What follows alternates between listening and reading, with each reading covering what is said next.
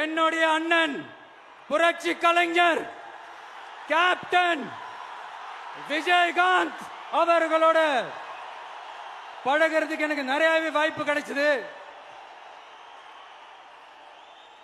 அவரும் இந்த மதுரை மண்ணை சேர்ந்தவர் தானே, அவரை மறக்க முடியுமா? தமிழ்நாட்டு மக்கள் உணர்வுபூர்வமா உண்மையா நம்ம பக்கத்திலே நிக்கிறவங்க, அதுக்கு ஒரு மிகப்பெரிய அடையாளம் தான் இந்த மதுரை மண். நம்ம தமிழக வெற்றி கழகம் கையில் எடுத்திருக்கிற அரசியலும் அப்படித்தான். உண்மையான அரசியல், உணர்வு பூர்வமான அரசியல், நல்ல அரசியல், நல்லவங்களுக்கான அரசியல், நாட்டு மக்களுக்கான அரசியல், நல்லது மட்டுமே செய்கிற அரசியல்.